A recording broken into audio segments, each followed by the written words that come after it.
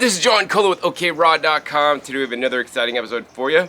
On this episode, we're going to answer your guys' questions that you guys submit to me. So if you guys have a question that you would like to appear in next month's episode, link down below to my community tab, post your question there, and I call through those guys and pick the questions that I'm going to answer for next month. All right, on to this month's questions. First questions, and actually these came in quite recently.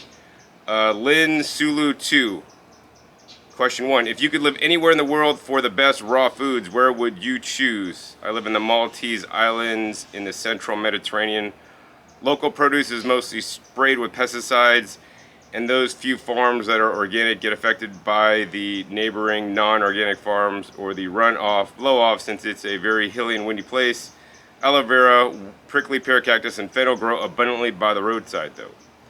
All right, so where in the world would I live? You know, that's a good question. So I would live somewhere where I could grow my own food. That's like number one. Like, I would not depend on the local people to provide me with food, because then you're relying on people that you may not trust their growing practices, and they may not even grow the food that's available, right? So, I mean, if you just want to live somewhere, maybe go Hawaii. Hawaii, there's a lot of growers, and a lot of them are conscious growers. You know, I would probably move to either Maui, Kauai, or Big Island. Probably the best choices. I don't necessarily wouldn't go to Oahu, so that might be a good choice. But a lot of places, especially like, I mean, I haven't like been everywhere in the world, but like of the places I've visited, like, you know, it's hard to find like good organic produce, because a lot of people in different countries like may not grow organically, and or like in Puerto Rico, where I'm likely to buy property within the next year.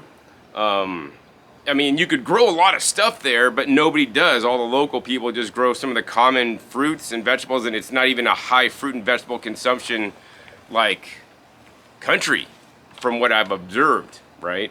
The farmers markets really could be improved a lot there. So many things could be grown there, but just the fact of the matter is that it isn't. So I would encourage you to get your own land and start planting away, honestly. Next question is Joel H. When are you going to make a documentary film on your journey or about transforming illness and disease with a raw diet? I think would help and inspire many. All right, Joel, so I'm not quite a filmmaker. I mean, I make YouTube videos and I could probably plan something out, but I think I would really need like a support in order to do that. So I'm not planning on doing that anytime soon personally. Next question is from Francis BP. If you use a food dehydrator, is that considered raw food, or does it take some of the nutrients out of the food? All right, yeah, so this has been one of my many points of contention on a raw foods diet, since, you know, I've learned a lot about raw foods, and I think a little bit differently about it now than I used to when I got into it. So the technical definition of raw foods is that if your food is not heated above 118 degrees, it can be considered raw. And that's like the very simpleton, I would say, simpleton explanation of raw foods. If it's not heated at 118 or over, then it is raw. And that's very simpleton. I would not encourage you guys to go by that standard or set your, you know, rules or life up to follow just the temperature only, because there's so many other things in food than just the temperature that it is processed at, right? I've made videos for, you know, over 10 years ago, link down below. Just because it's raw doesn't mean it's healthy is a video series that I made. I filmed at least 2 different of those when we used to go around and give talks in person and talk about these things, and talk about there should be more than just, is it heated to 118 degrees to be considered raw? There's so many other factors that you guys might want to consider before you eat a food, because I'll tell you guys something, even if you heat something above 118 degrees in the dehydrator, you will lose nutrients. That being said, you could keep something under 118 degrees in your Vitamix, blending it with oxygen, and still lose nutrients. So it's not just like, oh, it's raw, it's better automatically. In some cases, heat processing can unlock, you know, and make more certain nutrients more available to us to absorb and get into us. In addition, dehydrated food, in my opinion, is probably one of the worst quote-unquote raw foods, if you want to consider it raw food, if it's done under 118 degrees. And here's why. Number one, is because it basically has a lower water content than you. Most all fresh, raw, ripe, organic fruits and vegetables have a water content that is at least our water content, which is around 70%. Bananas are like 70%. Watermelons are like, I don't know, 98% water, right? We want to eat hydrating foods. When we're dehydrating foods, we're losing the water content. It will dehydrate you, number one. Number two, due to the slow process of blowing very, cool air or slightly warm air over the food, you're oxidizing the food. Try to dehydrate our avocado. Tell me what happens. Yes, okay, it gets dried and shriveled up, but it turns black. Same things with apples. Apples will start to oxidize and turn brown. That's the oxidation process happening, and you're losing valuable antioxidants, in my personal opinion, right? That being said, I'll tell you guys straight up, like, I would rather steam something in the Instant Pot for a short amount of time than dehydrate something at a lower temperature for a longer amount of time. Now, why would John Kohler do this? Because he's no longer a raw foodist. Well, I consider myself a raw foodist. You guys can consider me whatever you guys want. I eat still 90% of my calories, plus, depends on the day, some days are 100, of raw foods, but I include some heat processed foods. So anyways, the pressure cooked steam food still has all the water content, so it's still gonna hydrate me. Yes, it also does lose all the enzymes that you may keep in dehydrated food, but I'm gonna say the enzymatic activity in dehydrated food is pretty low, and if you're depending on dehydrated food for your enzymatic activity, I mean, I wish you luck, because we should really be eating probiotic-rich foods, fermented foods, maybe even sprouts and microgreens for high levels of enzymes, or even fresh-picked leafy greens, for that matter.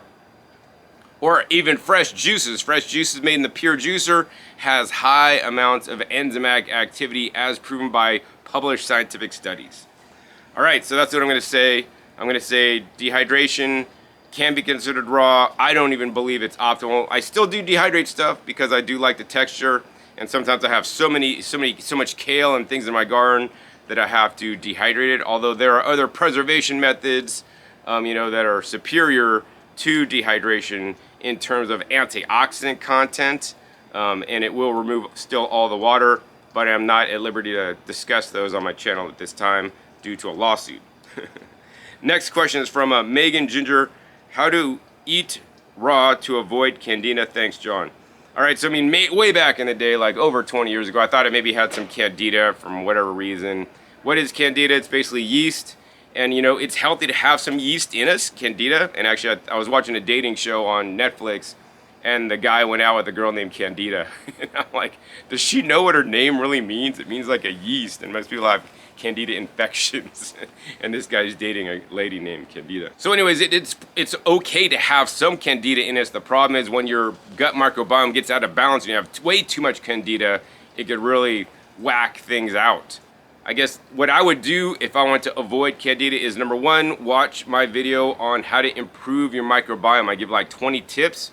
You want to do all those tips so that it encourages other microbes in your gut, and so you could have a healthy gut flora, healthy gut buddies, whatever you want to call them, and then basically they will control and put the candida in check, because they all eat each other in your gut, whether you know it or not.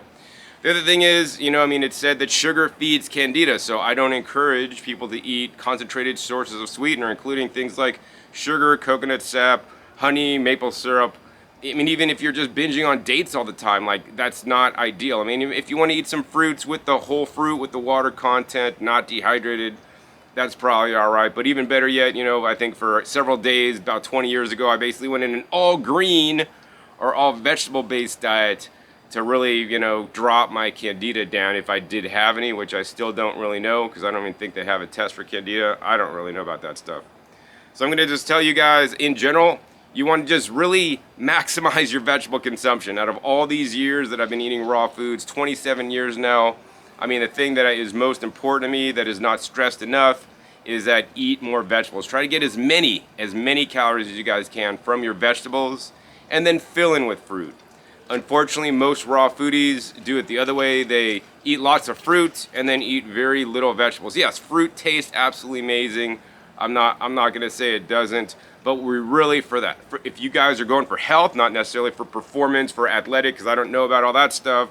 That's not me. Watch some guy that does all that stuff. I would say go for your vegetables and even include other things like beans, legumes, and select grains processed properly, so you guys can build your microbiome, get a diversity of nutrients and fibers in you, and build your health in the end. Next question from Lin Su 2. Can I be your lodger? So I had to look up lodger because that's probably like maybe a British term or something, and lodger means like a roommate. And I'm like, I don't accept any roommates at this time, sorry. I do have space one day for when my partner, if I do find a partner, because I'm single, moves in. But other than that, I don't anticipate having any kind of roommates.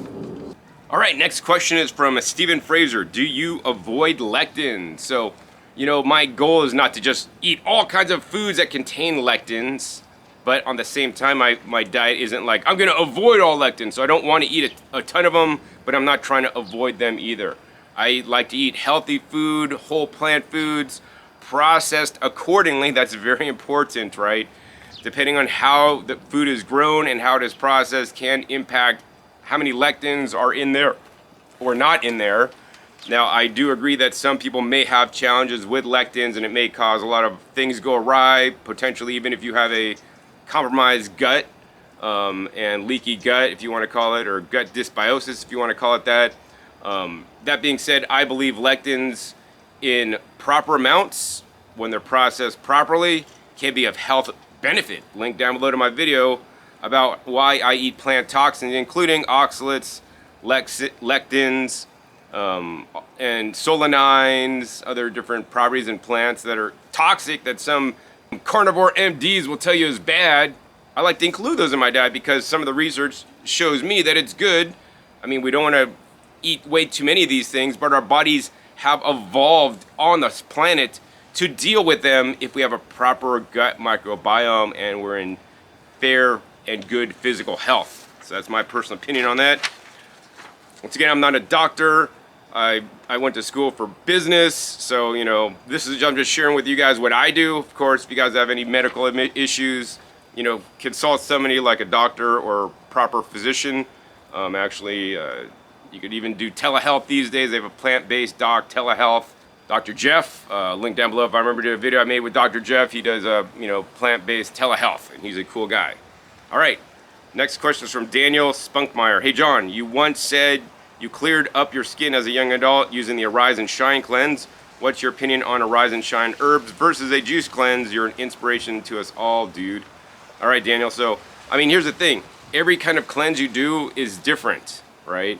They'll affect you differently. I'm no expert on all these things, but I'll tell you that the Arise and Shine cleanse, when I did the Arise and Shine herbs with water only, because in the book they said you could drink as much juice, but I missed that part. So I did their herbs, psyillum, bentonite, herbal chomper, and did water. And so it was like pretty hardcore. And then versus a juice fast, I've tried juice fasting at different times and I've never really gotten the same results from it. Not to say that juice fasting is bad or not as good, because I'm sure on a different level, juice fasting is cleansing you differently. That being said, I'd also encourage you guys, if you're going on a juice fast, to focus on vegetable juices, not the fruit juices. That's what I would personally do. I personally think that high fruit juice, cleanses can be good to some extent. I think people would get better results overall in general from vegetable-based juice cleanses. Although maybe you want to do mostly vegetables with a little fruit. That's just my personal opinion. If you want to see what I did to clear up my skin, link down below to that video where I made a whole video on this specific topic talking about this and some of the practices I do these days to have nice skin. All right, next question is from Poppy Beto. Do you intermittently fast? Have you tried it before? What are your thoughts on it? Thanks. All right, Poppy. So yes, I do intermittently fast. Intermittently fast could mean a lot of things. You could basically just, not eat for 8 hours, which is when you're normally sleeping, and that technically could be an intermittent fast. You could fast for 1 day a week. That could be an intermittent fast. So there's no real definition that I'm aware of. What I tried to do maybe like during COVID was like maybe 16 hours of intermittent fasting where I'm not eating and have a short, maybe 8-hour eating window. And on my diet where I'm eating so much water-rich foods, it was not easily done to meet all my caloric needs with water-rich fruits and vegetables in a short time frame. These days, I generally do a 12 on, 12 off is what I do these days. So I'll basically not eat for 12 hours, and then I'll start eating for 12 hours. And when I start the 12 hours, it's usually on water and then juice. So I'm probably, if you don't count juice as something, then I'm probably getting at least like 10 hours, maybe 9, 10 hours of eating window. So yeah, so I think that it could be quite helpful, and for most Americans that are just stuffing their pie hole like way too much, I think it's something to try. I think that different forms could work for different people differently. And the other thing I'd probably say is that one of the things I want to do one of these days is I want to switch up my intermittent fasting. So some weeks I might do 1 day a week where I just don't eat. Some weeks, you know, I'm going to do a 16-hour, but then maybe most days I might do a 12-hour, you know, intermittent fast. I think it's really important from what I've seen in some of the studies and just how we would be out in nature. If we're going to truly model nature, we wouldn't always have 24/7 access to food, because, you know, I'm growing food here in my backyard. Sometimes a year I just don't have basil, or I don't have, there's very little to eat in my yard, even though it's all bountiful and lush. I mean, I'm waiting for my tomatoes to come in. You could eat tomato leaves, but I'm not gonna really, you know, so we're not always gonna have this like supermarket mentality where we always have food available in the wild. And I think really switching it up for our body, it's kind of like building muscles, you know, which I'm no expert in either. But, you know, you always want to like work out really hard, and then maybe give your body a rest, and then work out really hard, and then take a break for a little bit. You always want to challenge your body to kind of get it to the next level. Maybe some of you guys will understand this and some of you guys won't, but that's just what I think. All right. Next question is One Love 2001. What are your thoughts on raising switching kids to raw vegan and best foods to eat as a beginner on a healing journey, stomach, lymphatic, etc.? All right, so raising kids on a raw vegan diet, I think it can be done and can be done successfully. That being said, you really gotta, you know what you're doing and really research the topic to make sure your children get all their nutritional needs met. I've seen raw vegan kids done haphazardly, for example, fed like way too much fruit, not enough vegetables, not supplementing DHA, which I think could be quite detrimental. But of course, then you could also feed your kids McDonald's diet, and I also think that's quite detrimental, you know. I personally believe that a more balanced approach might be mostly raw plant-based diet with some heat processed plant foods, you know, with select supplementation to create a greater diversity, because studies show that as a child we're forming our microbiome, and that's probably one of the most important times to not necessarily restrict certain categories of foods so that the kids could have a healthy microbiome to start off their life. And the most important thing for kids, in my opinion, is to breastfeed them. I was not breastfed, and you know, that is a potential, or I would say likely cause of some of the challenges I've had as an adult. And then you ask the best foods to eat as a beginner on a healing journey, stomach, lymphatic, etc. So I mean, the first thing I'm gonna say is that I don't really get into all these different systems. You could listen to other YouTubers that talk about all that stuff if you want to get kind of congealed into all that kind of stuff. I'm just gonna tell you guys, like, you want to eat a wide variety of fruits and vegetables in different forms, whether they're gonna be slow juiced, vacuum blended, chewed up whole. We want to eat a diversity of foods. Every different food has different properties, and it is true that some foods can have more effect on your stomach or your lymphatic system, and I'm not the expert to know all these things. I do know, because I've been looking into microbiome a lot, is that, you know, for our stomach and our intestines, we really want to eat lots of soluble fiber and a diversity of soluble fiber. That's probably one of the main things. Of course, link down below to my video, you know, 20 ways to increase your microbiome as a raw foodist. All right. Next question is from Emily Berry. Can you do a video or share more about making natto and tempeh? So I have a video, link down below if I remember, where I visited a tempeh factory in Maui and show their entire process, so you guys could duplicate something like that at home. I haven't started making tempeh myself at home. It's on my to-do list, but it seems I never get there. Likewise, I was buying like natto, you know, at just a local store because it was available, raw natto, not previously frozen. And now it's not being made anymore, so now I'm relying on like a freeze-dried natto, and I need to kind of kick it up and kind of learn how to make it myself. When I learn how to make it myself and do it properly, I'll definitely make a video to share How I'm going to do it, I'm probably going to do it in a Instant Pot. Kate Young N. I have a garden full of kale, however, I have recently noticed an explosion of aphids on them. How can I naturally get rid of the aphids? Thank you. All right, Kate, so there's many ways. I mean, number one, squeeze them with your fingers on the leaves. That'll smush them. You could spray them off with high pressure water. That'll kind of dislodge them, get them off the leaves. I mean, another thing that's really important to me is you want to have good growing practices. So if you're stressing your plants out, like you're not watering them enough, you're watering them too little, or you're watering too much, the soil's not good, you know, your plants are going to be more, they're not going to be healthy, and they're going to attract aphids more, you know. So, I mean, it's a multitude of things, and I mean, my goal would be to work on your soil so that you just don't have aphids in the first place. I mean, you could do neem Dr. Bronner's, which is something I probably wouldn't do. Before I did that, I'd probably do Dr. Zymes. I remember a link down below to the video I made on Growing Your Greens channel where I discussed Dr. Zymes, which is probably the least toxic spray you could spray in your plants for aphids. And if a plant gets way too many aphids, just cut it off and get rid of it. Start over. And yes, you can eat aphids, and they likely have B12 in there if you're not grossed out. And I'm definitely will say that I've eaten some aphids in my day, so you can't even call me vegan. All right, Julie Jizz. Do you use the MOCA Multimedia over coax to use Ethernet throughout your house, or did you have someone run long Ethernet cables through your walls? I already have coaxial cables in my house, so it makes sense to use those, right? Also, when buying a wired-only modem, is there a specific one I need to match with your internet plan speed? Do I need more than one OBA high box if I want to have 2 landline phones in my house? All right, Julie, so this goes back to like how to get wireless out of your home, video down below if I remember. So I do not use MOCA, Multimedia over coax. I actually didn't hear the term until you asked me the question.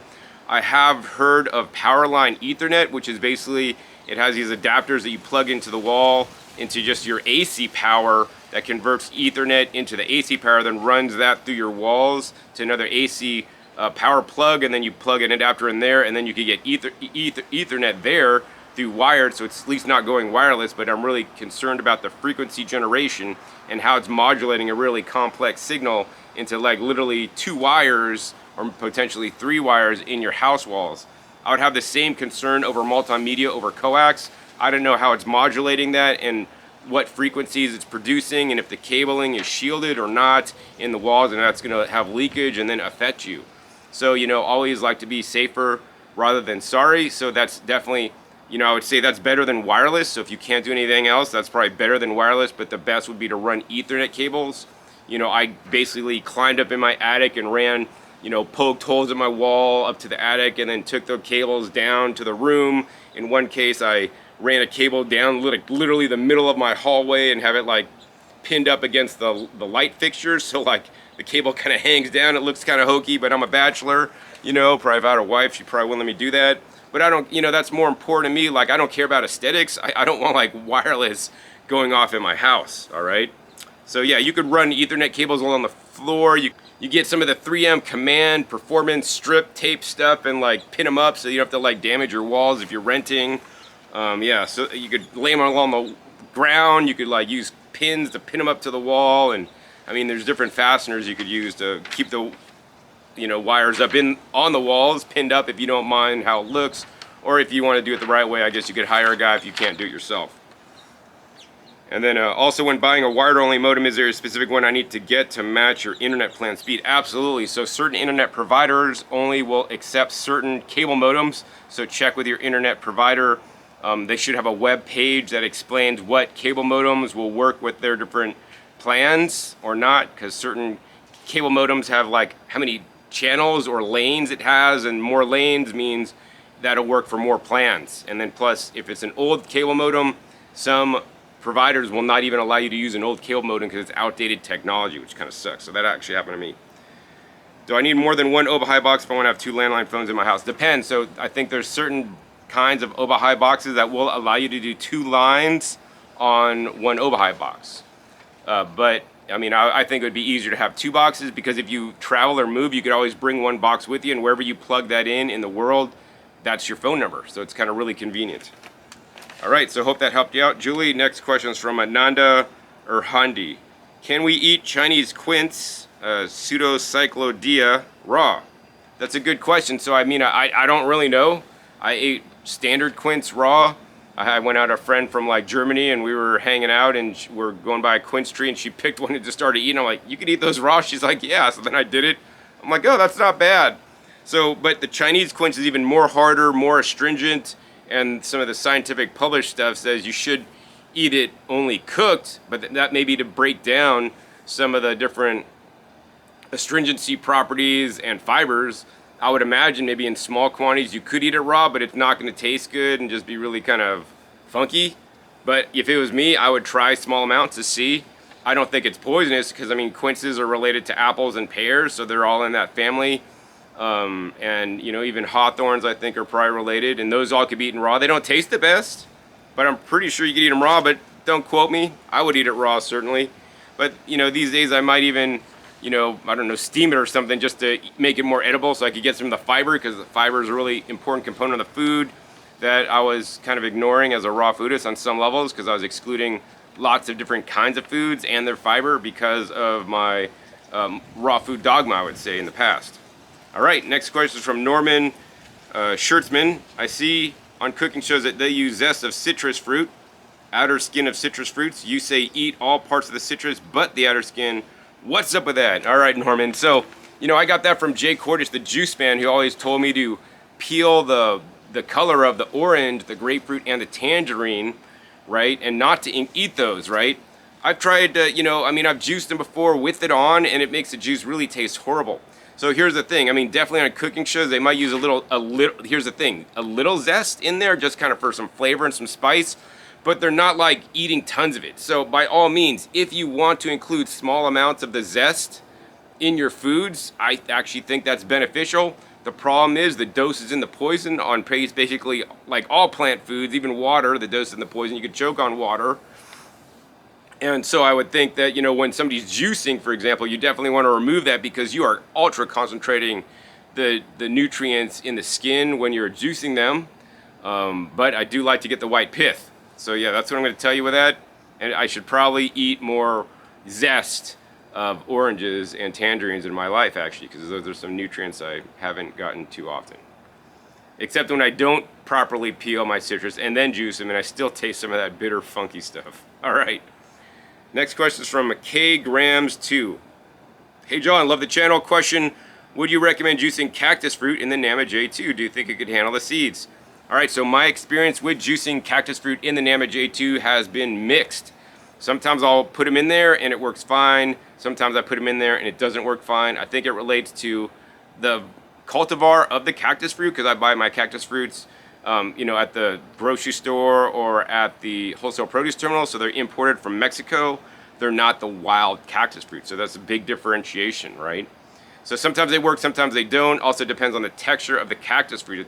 If the texture of the cactus fruit is more firm, I believe it tends to work well. In general, the Nama doesn't necessarily grind up the seeds. That being said, they can be problematic, and then it just won't really work. So my latest workaround is do this. Is juice 1-to-1 cactus fruit with peeled jicama. If you do that, the juice comes out even better, because now the juice comes out a bit more, not as gloopy, because the cactus fruits really makes a gloopy juice because it's actually super high in soluble fiber. When you juice cactus fruits, you're still keeping the majority of the soluble fiber, which is most of the fiber in cactus fruits due to the texture.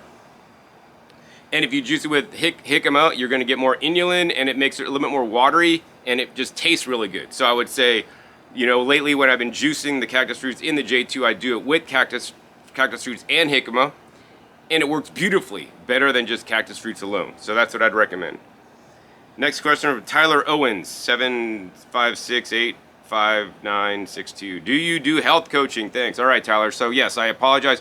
I don't do health coaching. That's not the direction that I want to take in my life. I certainly could do health coaching if I wanted to, but my lifestyle is I'm just not focused on doing health coaching, unfortunately. I have lots of information. I could definitely help a lot of people, but I haven't gone to school to be a coach, because I know a lot for me about coaching is not just telling the information, but like following up and keeping them on the program and all this stuff, which, you know, frankly, I could be better at, like helping other people, because I'm kind of like introverted and just deal with my own stuff, and trust me, I got enough things to deal with my own than to try to take on clients and help them too. There's plenty of people that do that. I wish I could have somebody that I would recommend that does that in the raw foods world. But like a lot of the people that are in raw foods coaching, I don't know that I would trust them personally, because a lot of the people doing raw foods coaching are like really new into it. And you know, if you're new into it, and you might have went through some coaching program to learn all this stuff, but you don't know it all, guys. For those of you guys that are coaching people for a couple years, like there's so much to know. I don't even know it all, you know, but I feel I'm at a good place, but it's not what I do. So yeah, sorry, I can't help you out. Next question from Jamie G. Hello, just a quick question. Was that interview with Rochelle real about healing HSV? Please, any advice would be appreciated. All right, Jamie, so yes, that interview was legit. Link down below if I remember to that interview with her.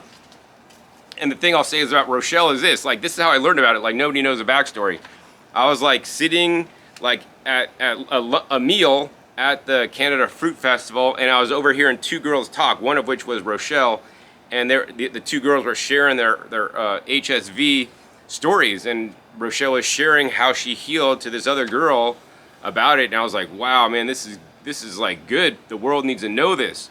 So then that's why I asked her to make a video with me about it. She wasn't really sure, but I'm like, it could help a lot of people, and so she made a video with me. So I completely, you know, I met her in person. I completely agree that she is real.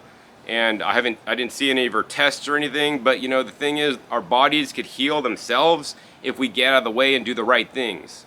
That's all I'm gonna say about that. So, can't say you're gonna get the same results, you know, but I'm gonna say I believe she did get the results, but you know, I would like to see your tests. All right, next question from Lisa Jones. Question about your fat intake videos. You have two that I watched when you interviewed top vegan experts.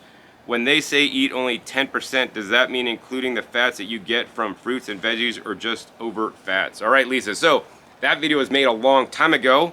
I don't know what the answer I gave in that video back then, but nowadays my views on fats and how much we should eat has changed based on some long-term longevity studies that have come out. And so I personally believe that low-fat, raw food, or even any kind of diet, less than 10% of calories from fat, is not good for longevity. Now, some of you guys, maybe longevity is important to you, and that's fine.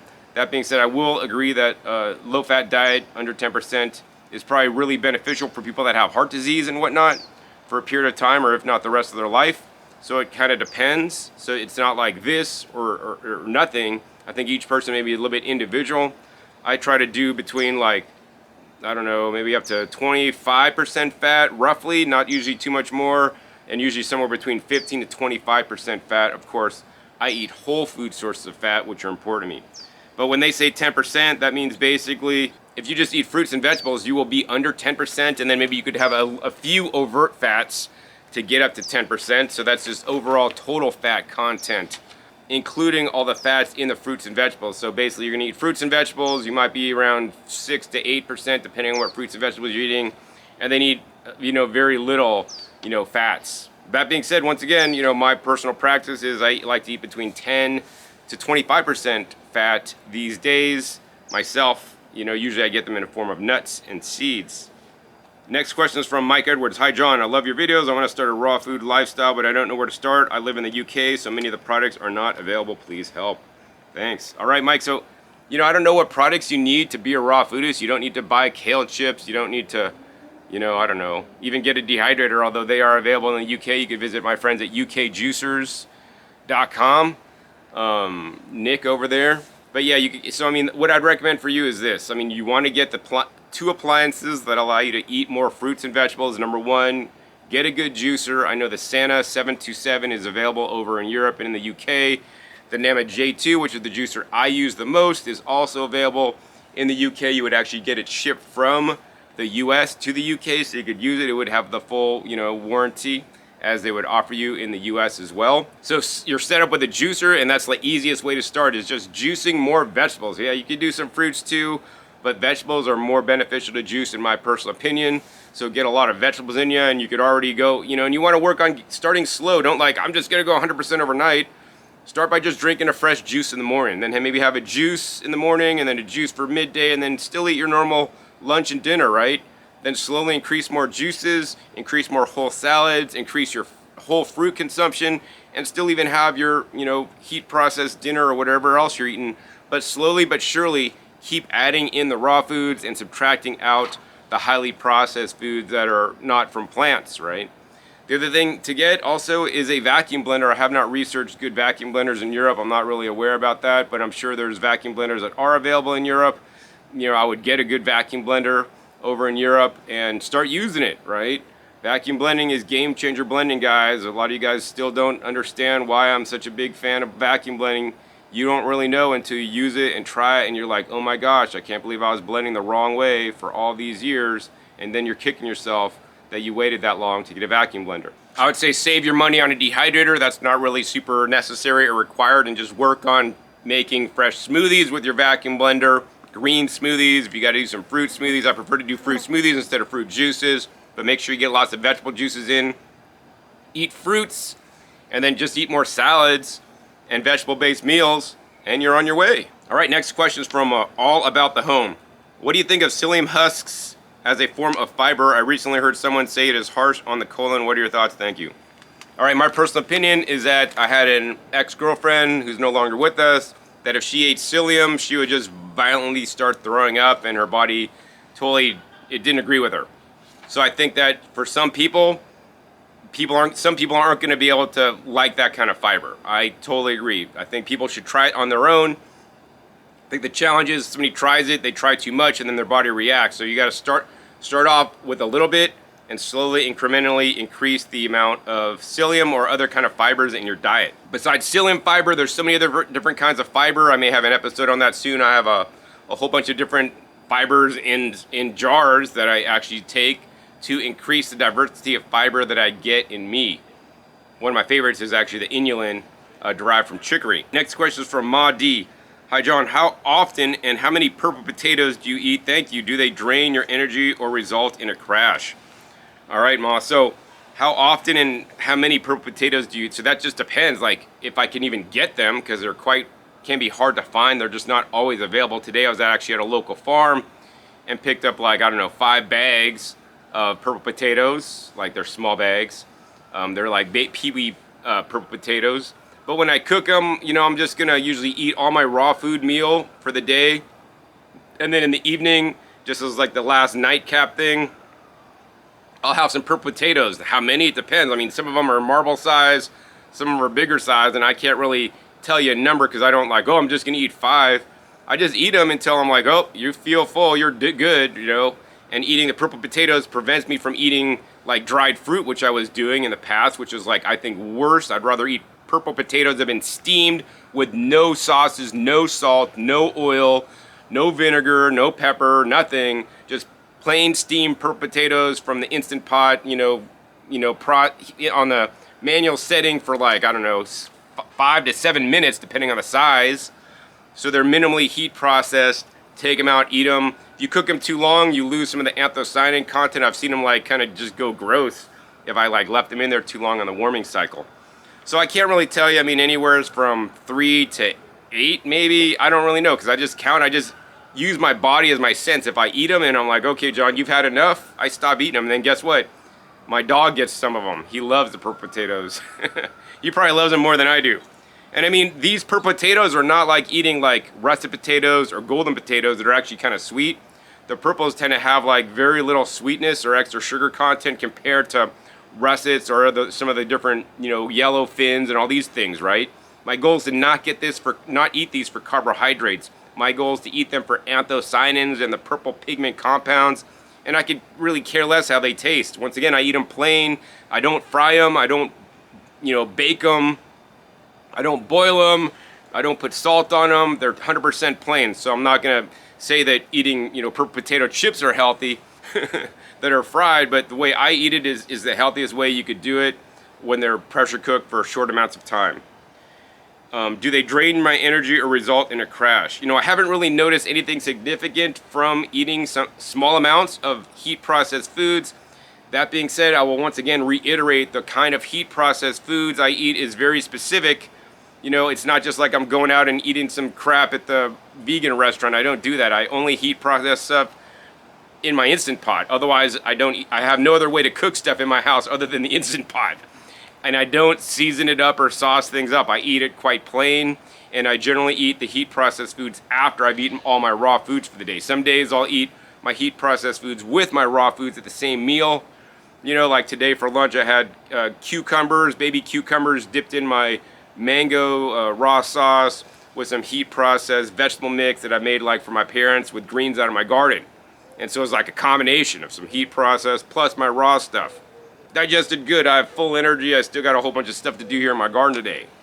So, you know, I think if you just overeat way too many, then yes, it could totally tank you. I think that if you jump in with 2 feet and you just eat way too many, you don't listen to your body, it could tank you. I think if you do it moderately, like eat a lot of raw and eat 1 purple potato if you're really scared of them, I think you're probably not even going to notice it. And then you're going to want to, and then also, but I think the most important thing is listen to your body. I'm not you. I don't know what your body can handle or what it can't. Like when I started eating some heat processed foods, I didn't just like go all heat processed. I still eat mostly all raw with a few heat things, you know, selectively done in the Instant Pot, done properly, and I really haven't felt an effect. If anything, the one effect I might say that I might get, which I don't even know is true or not, I might get a little bit more tired at night, which is probably good, because a lot of nights when I was younger in raw foods, I'd have so much energy I couldn't fall asleep. So maybe at the end of the night, by having a small amount of heat processed foods, I sleep better too. But I've also changed my sleep routine and do a whole bunch of other things to sleep more soundly, which I'll likely have a video on in the future. All right, last question is from Julie Jizz. What brand of carbonation machine do you use? I use the iDrink. You can buy that on Amazon. You can use the SodaStream refills in the iDrink machine. You can get those at Bed Bath & Beyond with their 20% off coupon to save the most money.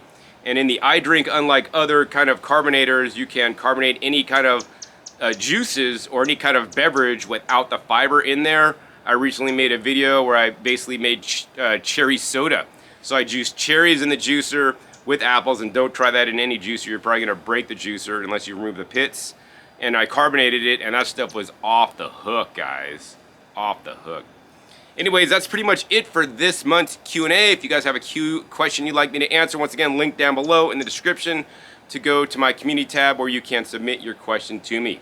If you like this episode, hey, please be sure to give this video a big thumbs up. That helps out the YouTube algorithm. Get this video out to more people, and be sure to share this with other people into raw foods you think it may help as well. Also, be sure to click that subscribe button right down below so you don't miss my new and upcoming episodes. I've come out every 5 to 7 days. You never know where I'll show up or what you'll be learning on my YouTube channel. That will increase your health and teach you guys more about eating the best foods on the planet, the fruits and the vegetables. Make sure you click the bell to get notified as many videos count. And finally, be sure to check our past episodes. The past episodes are wealth of knowledge. Over 600 episodes at this time on this channel dedicated to teach you guys all about eating more fresh fruits and vegetables so that you guys can be healthier. So with that, my name is John Kohler with OKRaw.com. We'll see you next time, and until then, remember, keep eating your fresh fruits and vegetables. They're always the best.